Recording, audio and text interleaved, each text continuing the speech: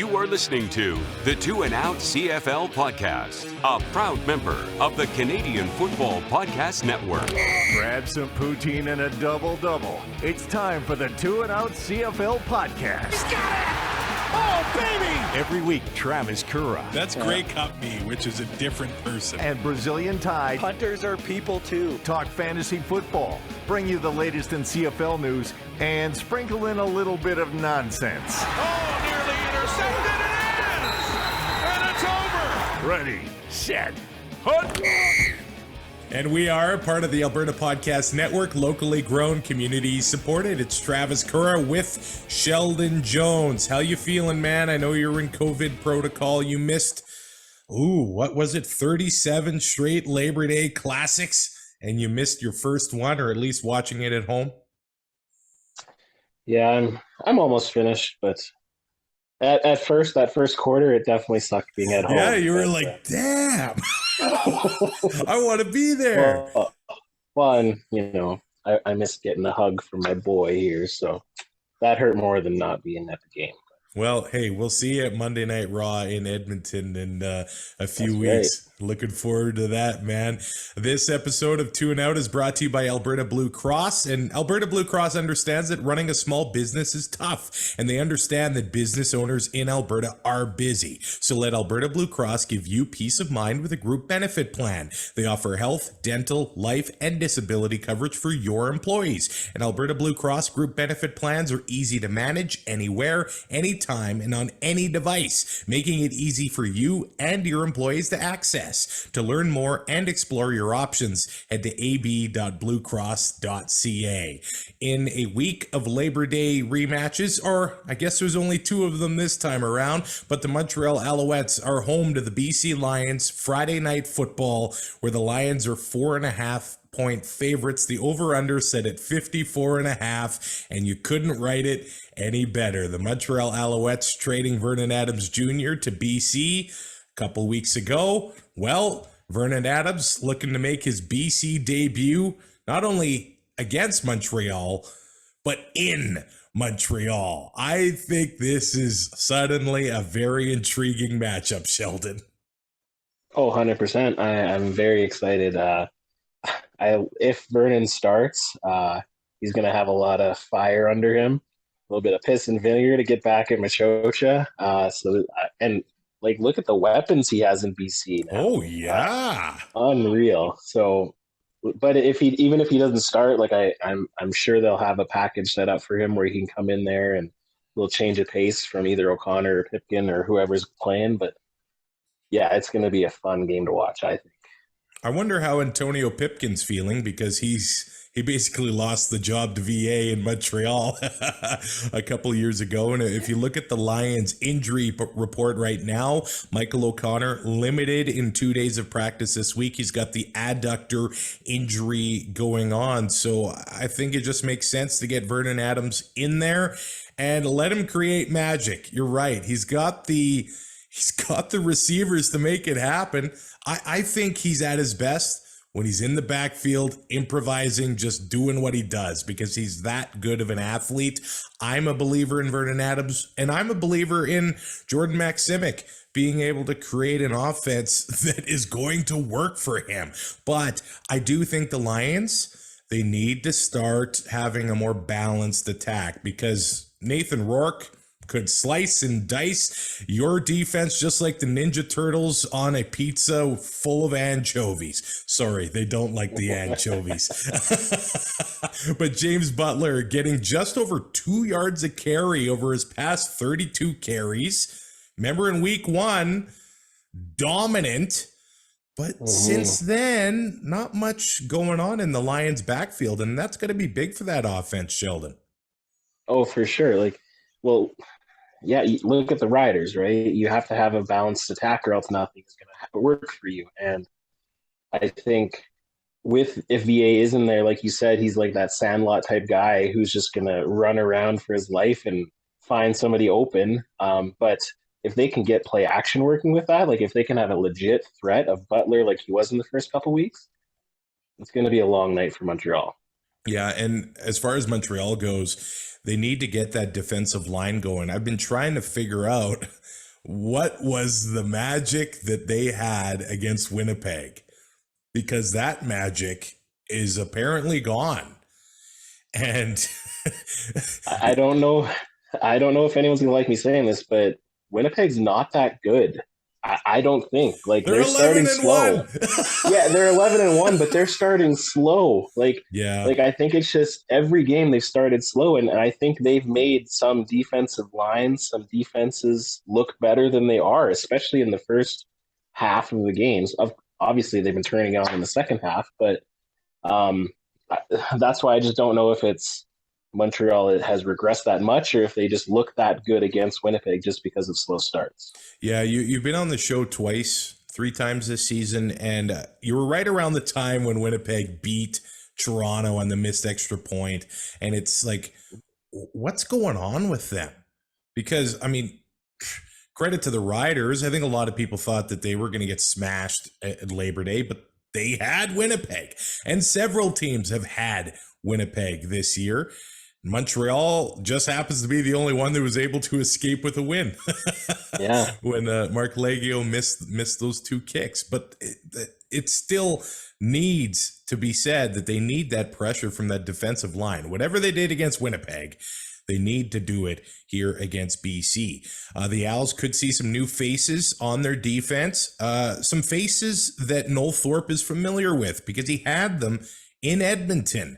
Nafis Lyons headed to Montreal a couple of weeks ago in a trade, so he could be making his debut with the Owls. And Thomas Costigan could get on the defensive line for the Owls. And this being said, it's crazy that the East Division, because it's so close, even though there's several games under 500, every week it's overreaction theater. Like when the Owls win, it's like, oh, here they go, home playoffs. And then they lose and everybody's writing them off again. Yeah. And I don't know if it's the Gary Stern stuff or what. I don't know. Well, like, somebody with a losing record is going to host two playoff games in the East this year, it seems. So, like, it's everyone but Hamilton's ball game there, I think. I think Hamilton's done, obviously. Now it seems like it, yeah. But, yeah, like, Montreal could still finish first very easily. Ottawa could still somehow finish first. Crazy.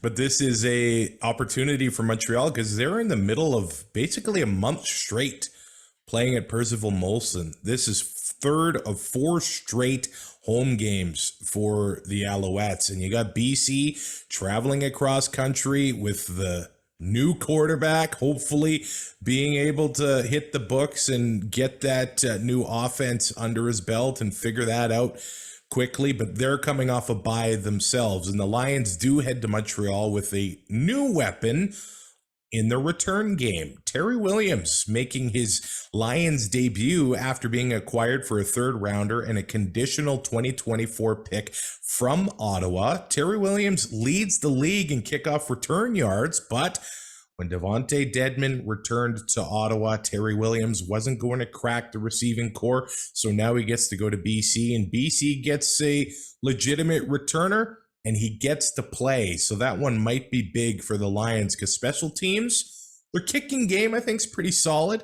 But the return game, that is another area where they've struggled this year. But again, all covered up because Nathan Rourke, whether he needs to go 40 yards or 108 yards, he was able to do it this season. Hopefully Terry Williams will be able to give them some short fields to work with in BC. Hopefully, yeah. Well, for BC's sake, anyway. Yeah. As for injury reports, it does seem that overall Montreal is pretty healthy. BC, though, it's going to be a pretty big, I think, absence. TJ Lee went down against Saskatchewan a couple weeks ago. 100 games played in the CFL. Hasn't practiced this week with the hamstring injury. But the back end in BC is strong. They have one of the most, I think, exciting secondaries in the league. But TJ Lee, a leader on that team, and it'll be tough without him. The Lions giving up the least passing yards a game. Less than 235 pass yards a game. Talk about their offense a lot, but the defense is solid, man. Mm-hmm. And it's weird, even like when they were up so much earlier in the season, you'd think that those passing yards would be inflated because the teams were passing on them. You think? So that's actually pretty incredible. Because you'd think the teams would be trying to keep up with them there, and yeah, I guess not. And their third best rush defense, only giving up 84 yards a game on the ground. So a solid defense in BC, and an intriguing matchup with Vernon Adams playing the Alouettes. Now Saturday, triple header, Super Saturday in the CFL. Do you like these triple headers, Sheldon? I do. I like just parking on that couch and watching the games. It's no different than NFL Sunday. Basically, there's an early game, a middle game, and a late night game. So I don't get why there's so many people are against these triple headers. I think it's just maybe because it's a Saturday and people want to do stuff on Saturday, I guess. But no, it's 9 hours of football sounds great to me. I think maybe it's because it's a CFL thing, and a lot of the diehards on Twitter do watch all 4 games. The CFL is a league where you can watch every game. If you watch every NFL game, that's impressive, man. Well, no, but I mean, like probably the average hardcore NFL fan would be watching that morning game, that afternoon, and then the Sunday nighter. So there's a little bit of a break in between, I think, the last 2 games there. But yeah, you're right. Somebody in Winnipeg might want to watch all 3 games, but if you're attending that game, it makes it tough to watch all of them. But if you're in San Francisco, I don't think you care about watching the Giants and Washington or whoever. Yeah. You just care about your game that day. Although my first trip to an NFL game was 2006. I went to a Raiders Broncos game, and it was CFL playoffs. And in the tailgate, they had screens with the CFL games on. It was like, cool. This is awesome. And the guys sitting next to us were from Nova Scotia. It's like, oh, sweet. This is awesome. Yeah, the Andrew Walter-led Oakland Raiders with Randy Moss, one of the worst teams I've ever seen. Man, they're worse than some of the Edmonton Elks performances this season. Ottawa, home at least. Yeah. Ottawa home to the Toronto Argonauts. The Argos are 1.5-point favorites. The over-under set at 47. Now, Ottawa beat Toronto at the end of July, but a different team now. Now they've got Devontae Dedmon, and now they've got Nick Arbuckle starting, and it's his first start against his former team. So it might be the Nick Arbuckle redemption tour, beating his former team in Edmonton a couple weeks ago, now beating his former team in the Toronto Argonauts. The RedBlacks have a legit chance to end that home drought. Or what do you think here? I just keep saying, well, they're playing at home, so it's not going to happen. That's if you tell an Ottawa fan, they're like, ugh. Yeah. No, you're right.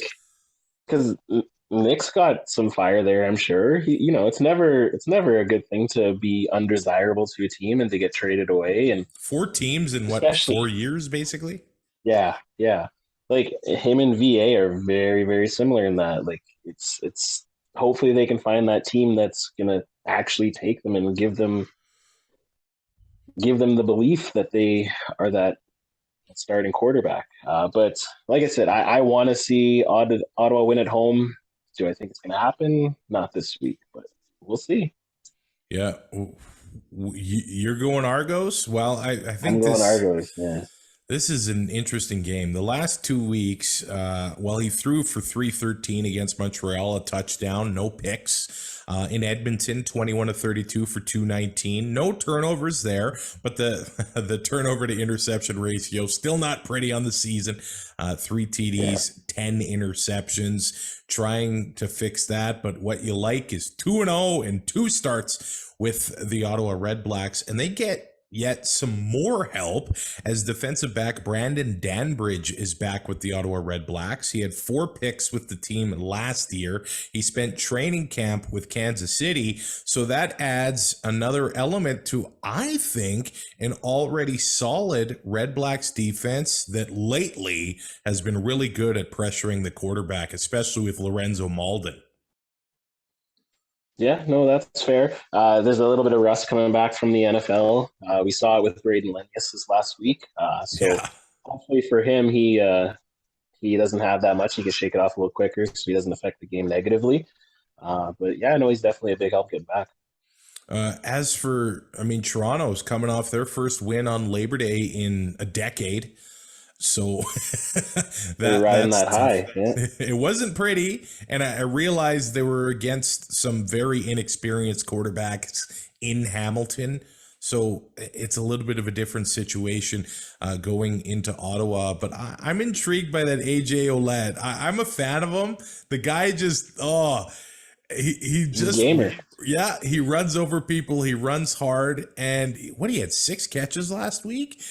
If they continue to keep him a part of that passing game, maybe a solid fantasy option at running back. It's been kind of weird this year. A lot of times it'll be, the backup guy coming in and making an explosive play or getting a touchdown. We've seen it with Peyton Logan in Calgary, and I know Frankie Hickson is now the starting guy in Saskatchewan, but early this season, even he would come in as a change of pace guy and blow you away and get a big long run. But AJ Ouellette, I think they really need to get him the ball more. And if he's going to be a part of the passing game, he's going to be a handful for Ottawa. I agree. And you saw a kind of rejuvenated Brandon Banks last week.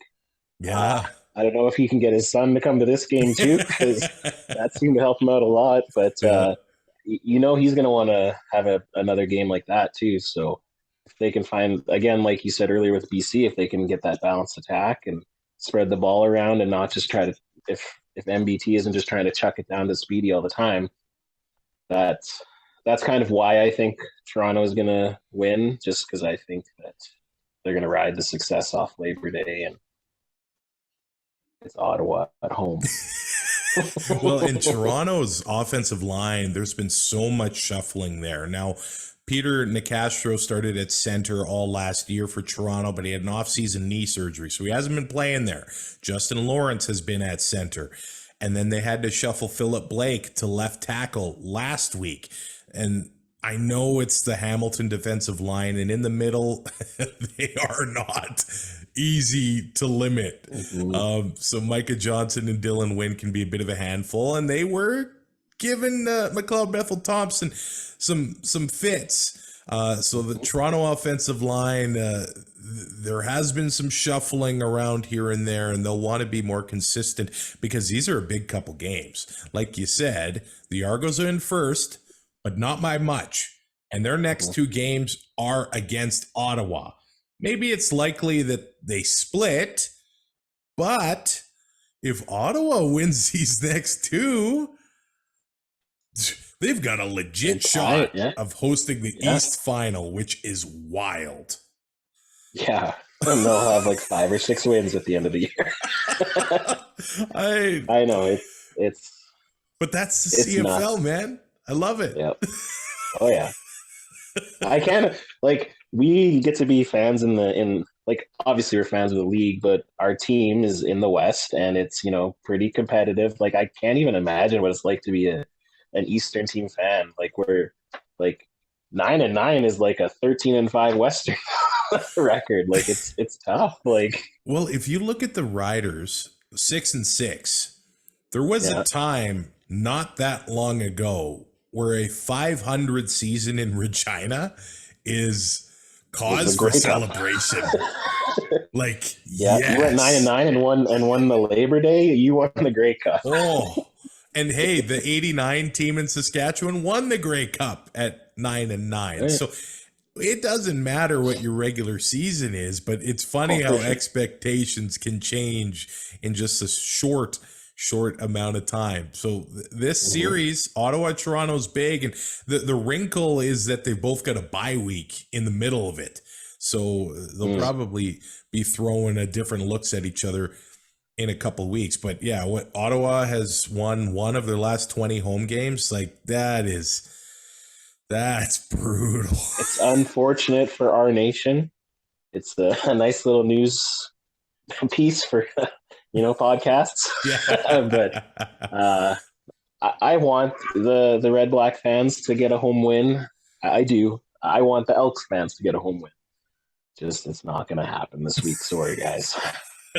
Devontae Williams, running back for the Ottawa RedBlacks, he has maybe added some balance to that offense as well. Since Nick Arbuckle has come in, they've given him 27 carries over the past 2 games. He's at a 4.8 yards per carry average, so he has performed pretty well in the backfield. But that defense in Toronto, they're legit. Jamal Peters leads the league in interceptions. I know Hamilton has helped them out a little bit with that. 4 interceptions in the past 2 weeks. And maybe what we've seen from Hamilton is straight up fear of running the ball against Hamilton, Toronto against Hamilton against Toronto. They just have not wanted to run the ball against that front, or maybe they just don't care about running it at all. Ottawa, I think they need to, again, continue with the balance, help Arbuckle out, and try to beat down the Argos. But that's easier said than done. Trying to get by their D-line and even past Enoch Mwamba, because he's still playing a high level of football for the Toronto Argonauts. Yeah, Ottawa needs to keep their offense needs to sustain drives and get points. Because again, much like the Riders, when you don't sustain those offensive drives, your defense can do whatever it wants in the first 3 quarters. But then once it comes to time of the fourth quarter, they get tired, and then a big play happens, and then the wheels fall off. Well, that's the thing. They put up 38 points on Montreal. Ottawa did, but I think it was only 2 offensive touchdowns. So Toronto's going to need to limit those mistakes. If Bethel Thompson's going to throw another couple interceptions, I think Ottawa will now be able to make you pay a little bit more than Hamilton was able to, because they didn't make him pay at all. If we go to the injury report for the Ottawa RedBlacks, Sherrod Baltimore, hamstring injury, hasn't practiced this week. So we'll see if Danbridge gets to play. I'm not sure. And it'll be a good addition to the offensive line. Veteran Ucombre Williams back practicing. He dealt with the flu last week, and RedBlacks fans will be happy to know that Lorenzo Malden practicing in full on Wednesday after being limited on Tuesday. But it's a tough stretch for Toronto, just because they played on Monday and then on Saturday against Ottawa. They get 1 full day of practice on Thursday. So that is not ideal for the Argos. Javon Leake hasn't practiced, the running back. Robert Priester still not practicing. And curiously enough, they've gone into the past couple games with no fullbacks. Joe Carbone is not hurt. Declan Cross now limited in practice. So maybe he will add some help to an offensive line with the Toronto Argonauts. Again, the CFL.ca website messing me up because it has both teams listed as Ottawa. Good thing that I was able to figure that one out on the fly. Okay, Banjo Bowl. Bombers listed at 7-point favorites. The over-under is set at 44. Hey, we'll say it's Sarah Orlesky. Podcast now, right? Yeah. Sarah Orlesky's last CFL game on the sideline as she takes a job with the Winnipeg Jets. Congratulations to her. I was at 2 Labor Day Classics, or one day before Labor Day Classic and then a Labor Day Classic in Regina. Tyrell's not here. It's fine. Regina and Calgary. Yeah, I'm shell-shocked from that guy. She got 2 standing ovations, one in Regina and one in Calgary. Well-deserved. So all the best to Sarah Orleski working on the ice sport. It's really, really too bad. But she'll be used to the cold anyway, even though it's more climate controlled. Yeah, no, she's been awesome. She's been like the standard of, the CFL sideline reporter for so many years. It's kind of like, when we lost Chris Cuthbert a couple of years ago. So happy for her. She's going to have a little bit more stable life, not having to leave Winnipeg. Yeah. So that's good for her. But we'll definitely miss her on the sidelines for sure. The big news, Garrett Marino being released by the Saskatchewan Roughriders. And the curious thing, is that peace? Peace. The curious thing is maybe the timing of this. Since he's come back from the 4-game suspension, he has gotten 1 fine.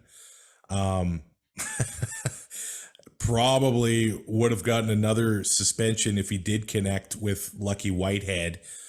And there was a play in the Labor Day Classic where he knocked Zach Collaros on his keister. Wasn't flagged for it. When I watched it back, I heard people talking about it. I think it's because of the name.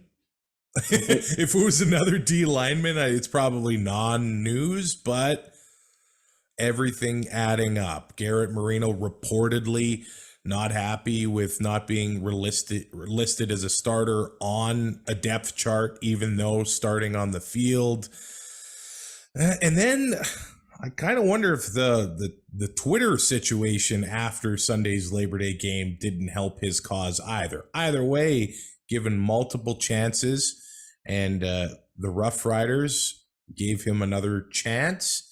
It was reported that the locker room wanted to give him another chance. They did, and it was the same kind of stuff. So they're moving on. And now the big thing here is that the CFL issuing a memo regarding Garrett Marino, basically saying that, just a reminder, we don't have to register a contract with a new team if we deem that it's a good reason not to register that contract, referencing player safety in Garrett Marino's. So that seems, the leaving it up to the Riders because the league didn't want to step in on this thing, and maybe the Riders should have done it a little bit sooner here, but the whole thing is kind of fishy, I think, with the league now stepping in now. But they probably have a problem with the PA if they tell the Riders get rid of this guy, right? Yeah, I think, okay, so here's a mini rant or whatever. So I don't think, like you said, the hit in the game this week was whatever. It was just whatever. But yeah, it's his name. But I was texting you at the game, and there was a time where I thought he was going to drill Zach. They're in the fourth quarter. It was very close, and he held off. And I was like, wow, he actually held off. And he held off on the one where he actually hit Zach, I think. Yeah. And so I was like, and then after he did that hit on him and whatever, and it's just like, okay.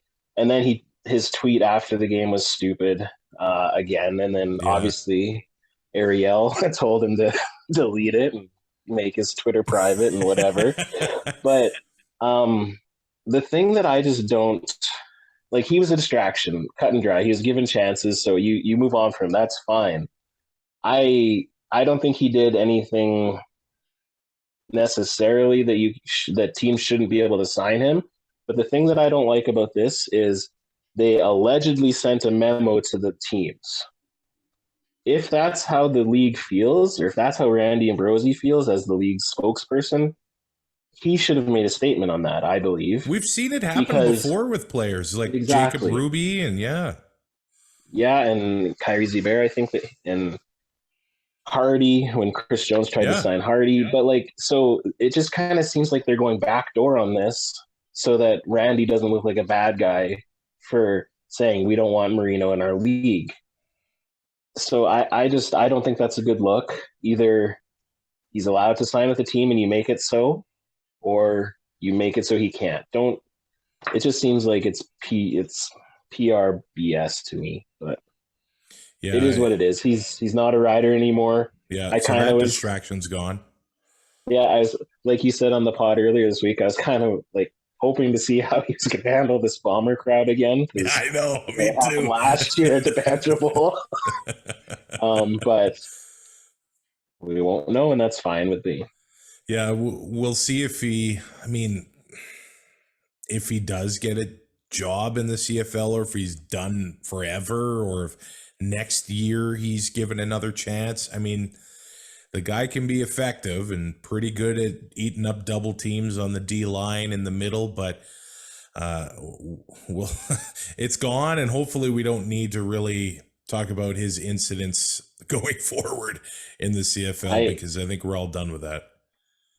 Yeah, and I also wonder if it's like a deflection too, because a lot of Rider Nation has another person in mind that we feel should maybe get the axe. And so maybe we're giving you one, so shut up and leave us alone. Well, now Duke Williams can take penalties in uniform. So that's good news. I was talking about somebody else, but yes, Duke Williams you were? too. Who? Yeah. Jason Moss. Oh, I guess there's a lot of options in Saskatchewan. Yeah. Yeah, no, I there's a lot of people whatever. Duke got a penalty on the sidelines. He shouldn't have. He's an idiot for doing it. He's not the person who called a pass on 1st and 5 in field goal territory. Yeah. So that's the way I feel.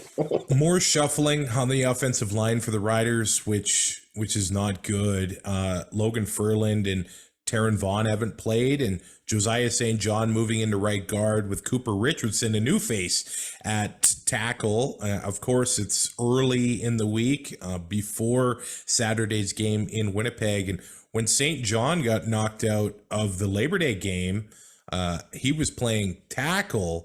And then, the very next play, Fajardo was under fire. So, yeah, he didn't play bad. No. Like everyone, myself included, was like, holy, we're putting in Josiah St. John on tackle. Yeah. And no, he was actually pretty fine. If he can play, why are you not putting him back at tackle? He did the job. Yeah, and the injury kind of changed the course of the game for a little bit there. So we'll see. And I think the Rider O-line, they just need some continuity here. When they're playing together, they will play better. And when they start shuffling around, that's not good, I think, for any offensive line. Good news is Frankie Hickson has 214 yards in 2 starts since taking over for Jamal Morrow, and he is a legit threat. He had a great Labor Day game against Winnipeg. He runs angry, and I love this guy's style. They just didn't give him the ball. Which is crazy because he's so lovable. When you listen to his voice, he's like a kid. Yeah. Sorry, I didn't mean to cut you off. When he gets the ball, he looks mad. Yeah, but he does it not in the Andrew Harris way. Right. He doesn't do that stupid run after. He just gives the ball and he's like, I got this. Give me the ball. When Harris gains 7 yards and he runs another 40 after the play, it's like, come on. But they didn't give him the ball when it mattered the most. As for Winnipeg, they haven't practiced much this week yet ahead of Saturday's game, but they have brought back Kelvin McKnight to the fold. He started the season with the Bombers, didn't suit up for any games, and he did spend time on the practice roster released in August, but they have brought him back. I do wonder what this means for the future of Greg Ellingson, who's been banged up in Winnipeg. And one of the conversations is that receiver depth is not where Winnipeg needs it to be, but it has been covered up, I think, by the plays that Collaros is able to make. He extends the play and finds 83 or 82, and it's enough. It's enough to get a first down or get them out of some sticky situations. Like this Winnipeg offense runs the scramble drill better than any team I have ever seen. The receivers get open, yeah. They just know how to get open. They know how to find those spots, and it's like you see Claire's running, and you're like, "Oh, okay, well, this is going to be a big play." Like you just assume, and more times than not, it is. It's incredible. Day one of Bomber practice did see Michael Couture back at center. So a veteran getting back on the offensive line. Is it Kolakowski who's been at center for the team right now? And hey, he's filled in pretty well. And Brandon Alexander spotted at safety, the punishing safety that has been with the Bombers over the past several seasons. And we don't know if he's going to be able to play in this Banjo Bowl, but it does appear that he's prepping to return to the lineup soon, and that will be a big addition to Winnipeg's defense, a leader in the secondary, because the Bombers have shown that you're able to move the ball on them more this year than last year. They were at another level when it came to that, but with Alexander back there, receiver's going to have another player just to look out for. Yeah, hopefully he's good for next week and not this week. Well, and then he might be playing the Riders in a couple weeks in Winnipeg. If you look at the Riders injury report, not looking good so far after one day was it ever? of practice. On the defensive line now, I know they released Garrett Marino, but Charbel DeBeer not practicing. He's got the hand injury. I thought maybe, is it Anthony Lanier? They thought that maybe the release of Marino was a sign that he was good to go. Hasn't practiced as of yet with the head injury. AC Leonard not practiced on Wednesday because of the shoulder injury. That's just 3 defensive linemen right there. Might be Pistol Pete. We got Petey Robertson. That's all we need. That's a tough spot for the Riders going into Winnipeg, because again, I thought that maybe their chance to beat Winnipeg this year was the Labor Day game, and yeah, it just did not go their way. Good news on the defensive front, linebacker Micah Tights limited at practice. We haven't seen him for a while in Regina. Where does he fit in? Is it special teams now, since they've got Sankey, Moncrief, and Dean back there at linebacker? I would assume so. He is a beast on specials. Unless they're going to put him there and then do the Americans somewhere else. I don't know, but can you put him in on defense as a blitzer? I don't know. I'm not that smart. I don't know. Me neither. We're Rider fans, right? Yeah, that says it all, brother. As for the Bombers, Adam Bighill has been limited. I think he's been limited all year, and he still gets out there and plays. Yeah. Linebacker Malik Clements hasn't practiced. Mike Miller, Janarian Grant hasn't practiced either, and pretty tough to see the global player Theodric Hansen. He went down in the Labor Day game. It's been confirmed it's an Achilles injury. You never like to see that with any football player. What do you see happening in this game? Because I think the Labor Day surprised a lot of people. Jason Moss called a great game up until the fourth quarter. But going into Winnipeg, I thought Labor Day was loud. That crowd on Saturday, they are going to be fired up. It is sold out. And I don't know if the Rider offense has what it takes to be able to handle that. They need to legitimately start off the Banjo Bowl the exact same way they started off Labor Day, but a couple of those field goals need to be touchdowns. If they have any shot at winning this game, they need to they need to score on every position or every possession in the first quarter, and then hold on to it. Which that's the tough part. If Winnipeg scores on that opening possession, they're done. That's the way I see it, and it's going to be a very, very long game. So hopefully Moss can pull his head out of his ass and call a good game. And hopefully he can exploit whatever weaknesses they can find in that, again, really good Winnipeg defense. Brady Oliveira had 12 carries for 38 yards against Saskatchewan on Labor Day. So that's a bright spot for the Rough Rider defense. They need to find a way to force a turnover. That's the bottom line. Montreal's win against Winnipeg came at IG Field. But that being said, I don't think Winnipeg will be overlooking Saskatchewan after the Labor Day game. They're going to be given Fajardo and the Rider offensive line just different looks. And it's going to be really tough for them to go into Winnipeg and head back to Saskatchewan with a win. And I was saying it on the pod last week. Right now, Rider fans might have to cheer for Toronto against Ottawa. Yeah.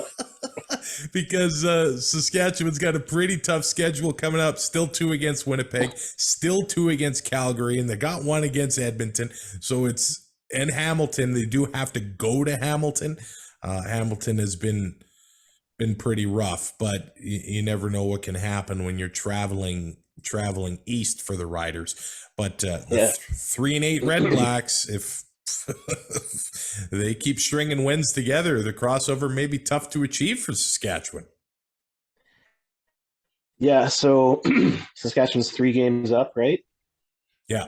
And you can't. There's no tiebreaker. Yeah, so. No ties. Yeah, so 2 games. Yeah. No, it's the same thing. Riders are cheering for whoever's playing Edmonton, and they're cheering for whoever's playing Ottawa right now. That's basically what it is. Yeah. Hey, I guess maybe Montreal's in danger of falling down to that spot too, but there is a race to wrap up the season here. And let's be honest, Rider math in September is nothing new. Rider math, we're back to that, man. Yeah. We are going to the last game of the week. The Calgary Stampeders go to Edmonton for the rematch. 8.5-point favorites the Stampeders are, with the over-under set at 50. Here's the deal. Labor Day, I think, surprised a lot of people. And I think Stamps fans, Edmonton fans thought that they were going to get absolutely smashed. But that didn't happen. And that includes a blocked punt. That includes a couple turnovers from the Edmonton offense. If they limit those, man, again, they've struggled at home. They've been terrible at home. They had the opportunity to beat Ottawa at home and didn't do it. So Calgary is a tougher task. But that being said, Calgary's beaten Edmonton 3 times this season, and to beat a team 4 times in a season, that's a lot easier said than done, man. Yeah, if roles were reversed and this game was in McMahon, I think that they'd have a chance. Maybe Chris Jones should pull out the white jerseys and pretend it's a road game, and maybe that'll help them.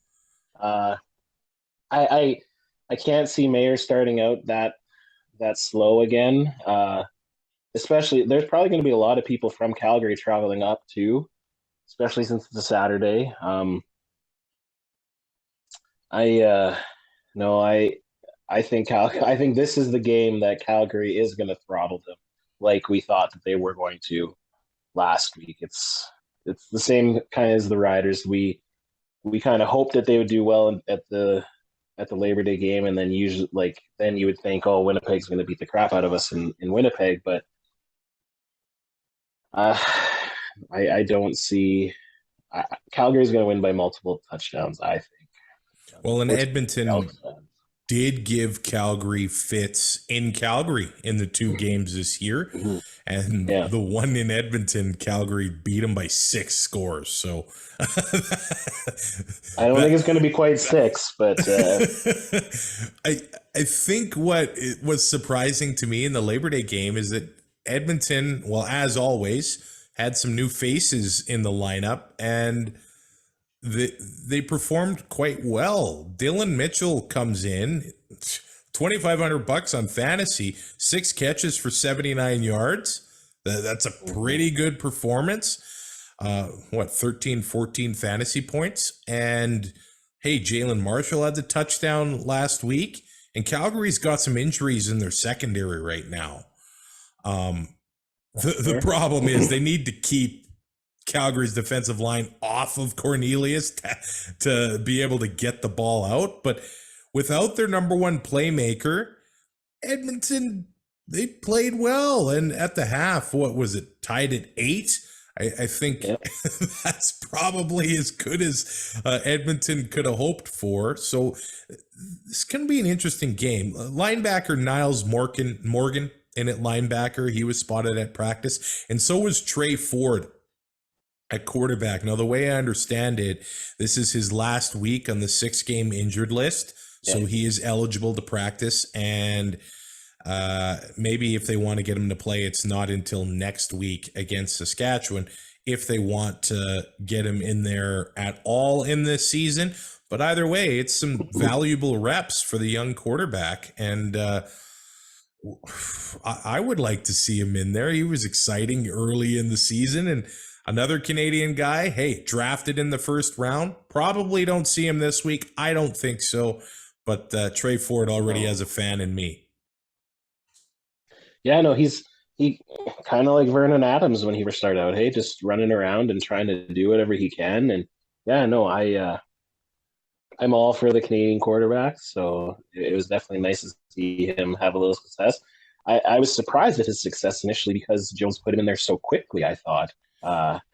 But obviously, Jones is a head coach and a GM of a professional sports team, so he might know what he's talking about, and I don't. But yeah, no, I'm excited. He's going to come back in next week and maybe give us a run for our money. It's a road game for Edmonton, so you never know. Yeah. Kevin Brown made his debut at running back for the Elks. I thought he looked all right against Calgary as well.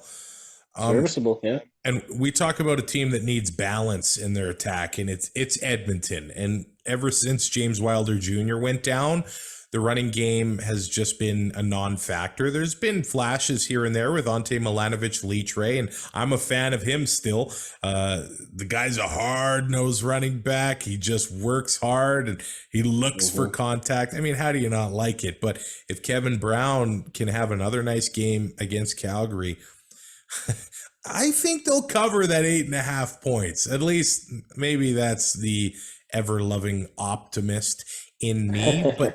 But you're right.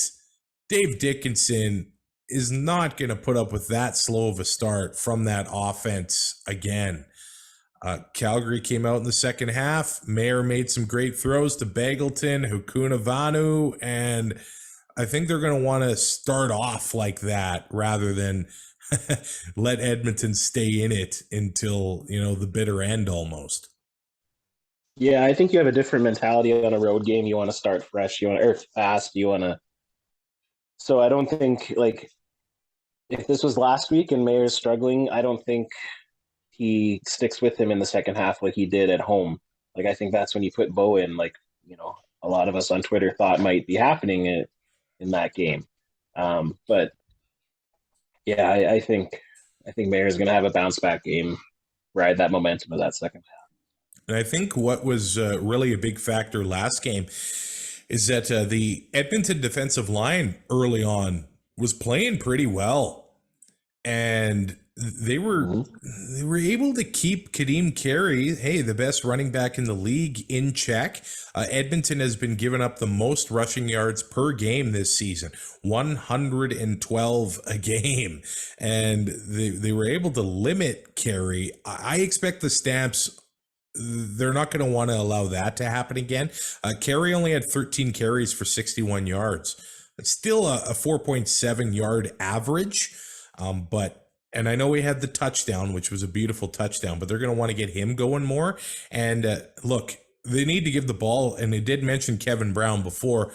He had 9 yards of carry, man. 5 carries, 45 yards. They're going to want to give him the ball even more, I think. But he did add 6 catches for 51 yards. So he was really, really a factor.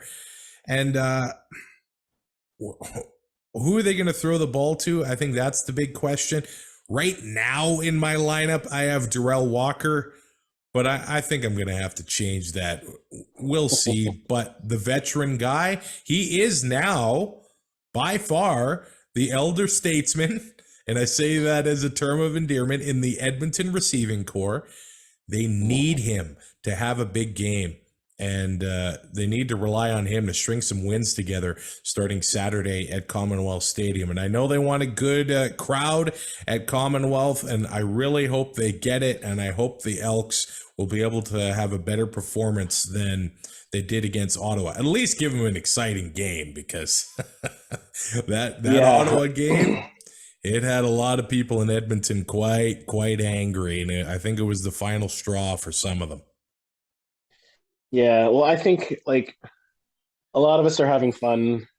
A lot of us non-Elk or Red Black fans are having fun with these, they can't win at home stuff. But I legitimately want to see those fans be able to see something fun at their games. I got a lot of friends who are Elk fans and Red Black fans, and I've lived through going to Rider games where we win 1 or 2 games at home a year, and it's not fun. So kudos to them for sticking with it, and I hope the ones that are done are not done, and they're just waiting to see something so that they can come back. But I don't think it's going to be the week for that. But hopefully, going forward, they can play a little bit more competitive at home, both those teams. Hopefully the rivalry just adds to it. We know that Edmonton stole a game from Calgary on Labor Day last year and followed it up with a brutal performance. Maybe it's the opposite this time around. With Pod Power, our sponsors are making it possible for us to amplify the voices of Albertans and Alberta podcasters. This episode, the Edmonton Community Foundation is helping us give a Pod Power shout out to Is This For Real? And it's a podcast about various facets of Black life in Edmonton. In the first season of the show, called Breaking the Blue Wall, host Omar Salafu explores anti-Black racism and policing and tells stories about policing in schools, accountability in Alberta's policing system, and the impacts of police violence on Black Edmontonians. You can listen to the podcast and read more about each episode at isthisforreal.ca. You can also support the work of these podcasters and future seasons on Patreon.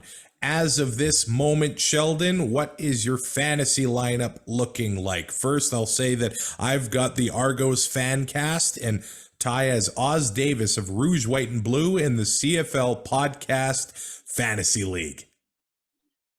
Good luck to you guys both. We've been having brutal seasons. Yeah. Ralph's doing good at pick him at least, so that's good. He is, yep. Okay, so I got Zach Caleros. I think the past 4 or 5, except for last week, I've been taking the Riders opposite quarterback. So they got a great defense. Why are you doing that? I know. Are they? Is it paying off or no? No, not at all. But I feel like I have a jinx when it comes to my fantasy sometimes. So if I pick them, they're not going to do that well. Okay. Yeah. Okay. So I got Zach, and then I got Frankie Hickson. For $4,300, you can't go wrong picking him with what he's doing, as long as Jason Dawson uses him. Then I have Just Run Ante from the Alouettes, and I got Dalton Schoen. I have Curly Gittens Jr., Mario Alford. Super Mario is going to be returning it a lot, I think. I think the Bombers are going to score a good amount of touchdowns, so hopefully he can get a couple good returns. And then I do have the Bombers defense, which left me with $255. I'm rolling with Nick Arbuckle, the great Nick Arbuckle. in Ottawa, getting the new statue outside of TD Place before Henry Burris, the greatest. I'm riding. Hey, $6,300. I can't go wrong with that. So my running backs are Frankie Hickson and Devontae Williams. Darvin Adams, Dominic Rhymes, Darrell Walker are my receivers. We'll see if I change that up. Who's the receiver that Vernon Adams is going to be looking towards? Is it Dom Rhymes? Is it well, he's got lots of options in the BC offense, so we'll see what happens there. Yeah. And the Ottawa defense, $3,700. I got 900 left over. Ottawa's gonna watch them. They're gonna crush Toronto. I'm going all in on Ottawa. Okay, but if you want to save some money or get some more money for your switch on the Walker, the Bombers' defense is cheaper than Ottawa's defense. They are. I don't understand how, but they are. Well, we've seen in years past where some defenses end up being worth like $5,000, but they haven't done that this year. And I don't know if we're seeing less pick sixes that are changing the math formula when it comes to this, but defenses aren't being, they're not worth what we've seen in the past playing this game. So right now our pick'em, well, it did line up. I saw you switch your RedBlacks pick to the Argos. Yeah. But I got Lions, RedBlacks, Bombers, Stamps at this moment in time. But I might switch that to Edmonton just because I cheer for chaos. Let's see what happens. But you got Lions, Argos, Bombers, Stamps, right? Yeah. Hey, I hope I'm wrong on one of my picks, but and I think between the two of us in our Zoom backgrounds, we have the entire set of CFL Slurpee cups. Do you have the Elks one? Oh, I don't have it on me. No. I know where it is. Nick has them, right? But I will make the collection at Monday Night Raw, September 26th, and we will all have the full set of CFL Slurpee cups. What's your favorite cup? Here's your Hamilton. Oh, there's my Tie Cats cup. I got the Yeah. Your Argos and Stamps are over there. Yeah. I like the two or the three, I guess, with different ones that come with the lid. They seem like better, like a better quality. They were more expensive, so it makes sense. I just don't like these ones because they have a stupid Pepsi logo on it. And nobody... Okay, by your estimation, the biggest controversy of the CFL season, Garrett Marino, Slurpee cups, or air horns? I might be air horns. Yeah, I was super mad at air horns, and then I just changed my mind. I'm fine with the air horns, so... air horn. Well, we're gonna be hearing the air horns Friday night. Vernon Adams Jr. is gonna be on the opposite end of them. We'll see how TSN has him mic'd up. I wonder if he likes it. Yeah, it's air horns or Merino. I think the Slurpee cups early on was pretty divisive. It was. There's a lot of RedBlacks and Alouette fans were pretty pissed off. We need some custom Slurpee cups, yeah. Yeah, you know a guy? Who's got a 3D printer that can do some good quality stuff? Yeah, let's do it. Oh, man, it's been good to talk to you. Enjoy getting out of COVID protocol and entering the real world again. Yeah, I'm going to have to go back to work tomorrow. That sucks. I should have went and saw you on the weekend. Yeah, I could have still given you that hug. You can rate, review, and subscribe to Two and Out on your favorite podcatcher, and head to YouTube and ring the bell and subscribe on there. But be nice to us. Be nice. This is Sheldon's debut on YouTube. I will say that the comments on YouTube have been very kind so far, because I've seen comments on other YouTube videos and none of them are kind. Yeah, that's interesting. Yeah. My eyes are gonna look a little weird on YouTube, so don't mess. Don't. I'm Why? looking. Well, just because I'm on my phone instead of a laptop, so I'm looking over That's all here. right. But I'm looking at you, which is over here. We're having fun. We're having fun. Hey, thanks for stepping in and coming on the show this week. Anytime. You got the prep sheet this time, so that's good news. And and you get your very first angry elk in there. It was a great episode altogether. And I kind of did some research too, because Nailed it. a lot of stuff happened in wrestling this weekend that I've been paying attention to. And unfortunately, something else too has been happening this weekend that we've all been getting alerts. But as we're recording, Tam said that they actually caught him. So Really? yeah. Yeah. So obviously, it's been a serious few days in Saskatchewan. A lot going on, lives lost, lives altered. So I hope Condolences to all. I hope people find peace and support that they need in this time. And there you go. Some things are more important than football, but thanks for joining us for this little distraction. I hope we've been able to provide that for you. And we'll talk to you on Monday after the games. Take care, everyone. Thanks for listening. Find more great shows like this at CF Pod Network on Twitter.